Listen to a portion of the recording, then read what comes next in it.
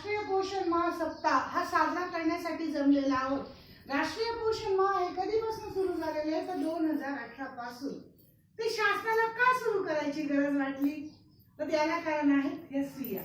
स्त्रिया बघा पूर्ण कुटुंबाची काळजी घेतात. नाही माझ्या नवऱ्याला चांगलं जेवण पाहिजे, माझ्या पोराला चांगलं जेवण पाहिजे, माझ्या मुलांना चांगलं जेवण पाहिजे. आणि ह्या सगळ्या प्रकारात काय होतं त्या स्वतःकडे लक्षच देत नाही. मग परिणामी काय होतं त्यांची तब्येत खालावत चालते.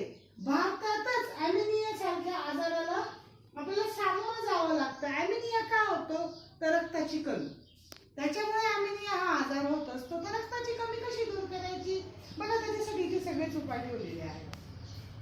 तुम्ही लाल रंगाच्या ज्या वस्तू आहेत त्या खा. आपल्याकडे नागलीचं पिकण्याचं प्रमाण चांगलं आहे मग नागली खा.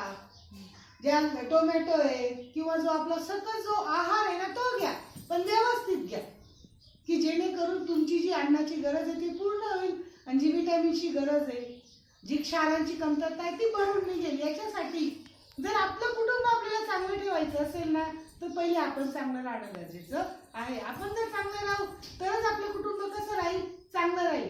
त्यांची काळजी घेण्यासाठी आपण चांगलं असणं गरजेचं आहे आणि याच्यासाठी आपण स्वतःची काळजी घेणं गरजेचं आहे की जेणेकरून आपली पुढची पिढी कशी निघेल, सशक्त जन्माला येईल आणि त्याच्यामुळे आजार होणार नाही.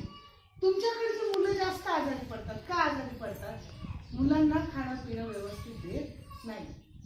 गर्भातच वाढ कमी झालेली असते. परिणामाने त्या सगळ्या परिणामांना सामोरं जावं लागतं.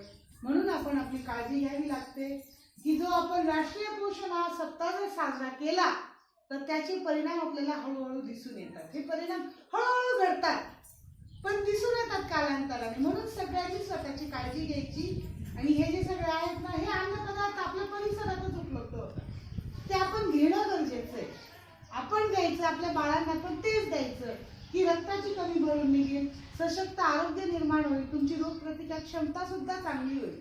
हे जे आपण नेहमीच खातो ना भाजी भात पोळी त्या सगळ्या गोष्टीतून आपल्याला हे सगळे घटक मिळतात पण तुम्ही